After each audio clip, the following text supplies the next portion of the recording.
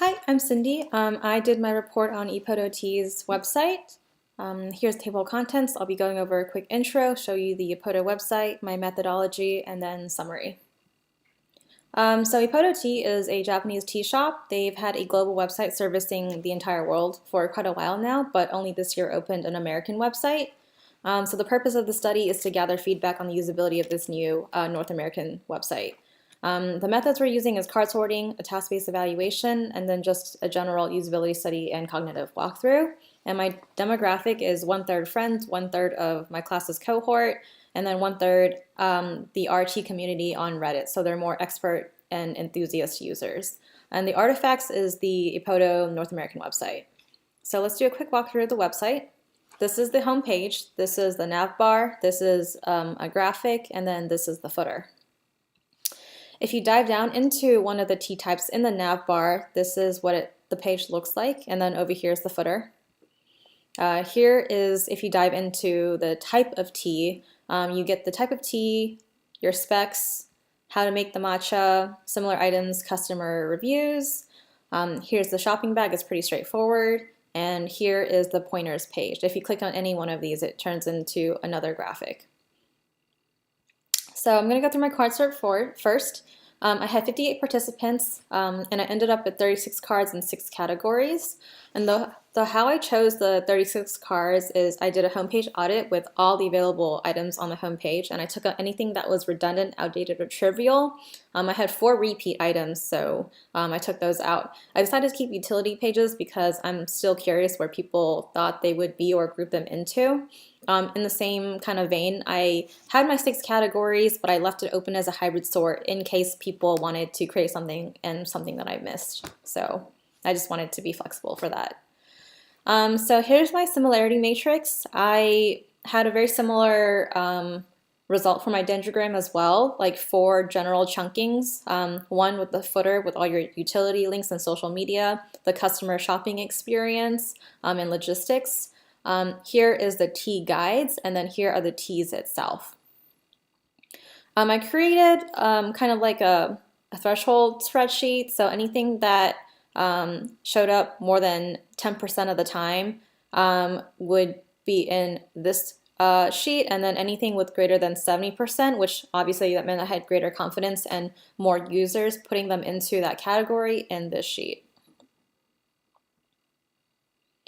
So key findings is that even though people didn't know what a lot of the teas were, the suffix cha meant tea, so they grouped them all together.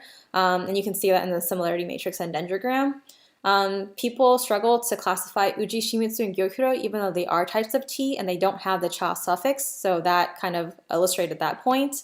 And there were also floating UI elements and other things like the organic adjective and then the matcha film. People didn't really know where those should be. Out of all the created groups, the 4 that showed up the most commonly is shopping guides, floating UI elements, cart, and customer, and I think those make a lot of sense. So something that surprised me about that is that people thought about it in pre or post login experience, and if it was post login experience, the address book, payment, and order history were lumped together, but if it was pre login experience, they might either not be there, like they put them in I don't know, or they organized it somewhere else. Utensils and matcha almost universally were sorted into tea accessories and types of tea respectively. People were split between where to put the matcha film. They were equally divided in header and footer. Another finding was that people found items in the navigation bar and footer pretty similar, and they were kind of interchangeable. The only difference is that navigation had more utility links, and the footer had more utility links, and the navigation bar had more customer-centric items. Moving on to Loop 11, I had 33 participants, and I had 2 tasks. One is to add an obscure type of matcha to the cart, and I noticed that there was 2 different names for the same matcha, so I wanted to ask them what they thought the difference was and how they felt about it. And I also asked them to find the tea movie and if it was where they expected it to be, and I asked the difficulty on both of those. And then for questions, I wanted to ask them their familiarity between all the different tea terms, because this is basically the navigation bar on Ipoddo's website. And I also asked them if they could make any changes and if they would feel comfortable shopping on the website. So my main findings was that between all the different types of matchas, they were pretty obscure and there was not enough differentiation or description between all of them. And I only found out from one expert user and tea drinker that the names are of grandmasters in tea. So I think they were named to just honor them, but it doesn't really tell the user anything.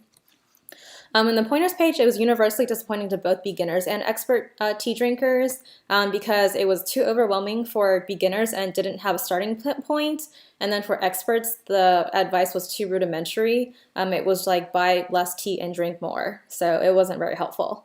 The movie was split 50-50. For the people who saw the icon, they thought it was where they expected it to be. It was easy to find and it should have belonged in the footer. And then for people who missed the icon, they thought it should have been put in the header and it was not easy to find.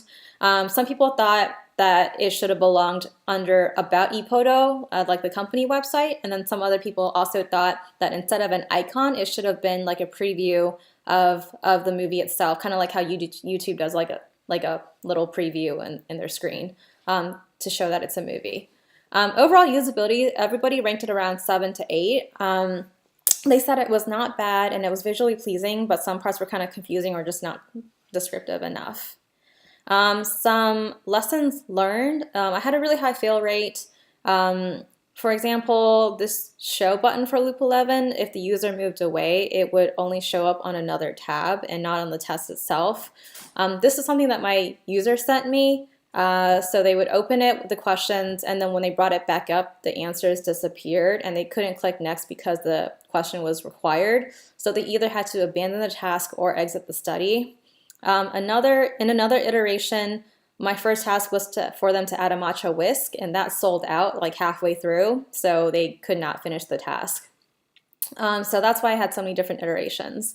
I also made my own error. I failed to include none or all of the above when I was asking users how many of the teas that they were familiar with. So that was my last iteration.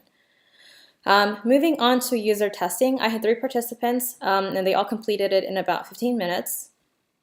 So my only screen was that I wanted them to be from the US because it's a North American website servicing North American customers, and I needed them to be on the computer, and then I just said 18 plus because I wanted to make sure that they've bought something online before.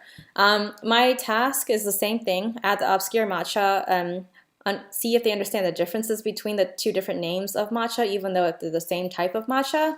Find the film and if it was where they expected it to be, and then see if the tea tips was helpful or not, because it takes up so much retail and it's basically the first thing that you see when you get on the home page. I also asked them if the pointers were helpful and what frustrated them and what the 3 things that they would do to improve the site. So my first user, the most notable thing to me is that she didn't immediately try to search the obscure named matcha. She straight up went and looked at all the different pages, and what I noticed is that she scrolled past the name of that matcha several times.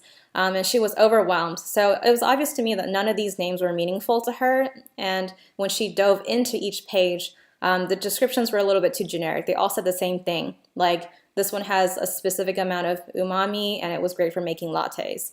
So it was not helpful for her at all. Eventually she gave up and ended up looking it up in the search bar.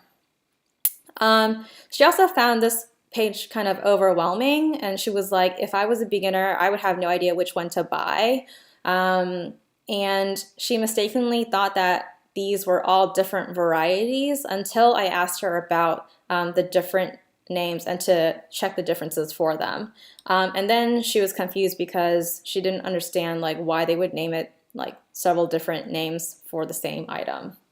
Her biggest and most helpful suggestion is to run a questionnaire or survey asking the users like of their preferences, or like kind of guide them to where to start if they were a beginner to buy matcha. My second user felt a bit more comfortable using the website, and the most notable thing that happened was she made a user error. She went straight to looking for the obscure matcha, but she missed the I in the search bar. So that yielded nothing. So my recommendation is to add either dynamic fill, so as they're writing it would show up underneath, or a character checker. So if it's matching a specific number of characters, it should also show up as a result. Another thing is in the pointers page, she found that some of these to be kind of meaningless, like she didn't really know the difference between smooth or refreshing, and she didn't really understand what three-way choice for flavor and aftertaste really meant. And she thought the content strategy should have been these posing as actual questions and not like phrases of questions. And then for my last user, my last user eliminated the 50-50 difference for the film pretty well. She completely missed it in the footer and thought it needed to be in the header. She also found the website to be not particularly user-friendly, and I would say the layout is kind of hard to read and the coloring as well. And she also demonstrated what I would call like the parallax effect, where she would scroll up and down the graphics but not actually absorb or read anything. A quick note on accessibility, the colors that we just saw on the page is pretty common across all the different pages. It fails to meet the 4.5:1 contrast ratio, and then everything else is in thin 14 pixel text, so it's quite hard to read. There's also no description in the HTML for screen readers other than whatever is in here, and there's also a lack of NG ARIA for other screen readers. One major issue that I found is that for tab users, if they get to the shopping bag, they're unable to check out because it completely misses this modal and moves on to the website. In addition, I noticed that the website was non-responsive and non-adaptive. It stayed around 700 pixels like width, and that was it. So my final recommendations: use English. T's all need better descriptions. Accessibility and adaptive and responsive design can all be improved tech-wise. And then information and details are commonly mismatched at the level IA that they're found in. For example, Uji Shimitsu is a sweetened matcha, and that one is found under the matcha page itself. But when you dove into matcha, the description is not there at all. In addition, also need to have search bar with dynamic fill and character check. And remove repetitive UI elements, collapse it into the same group.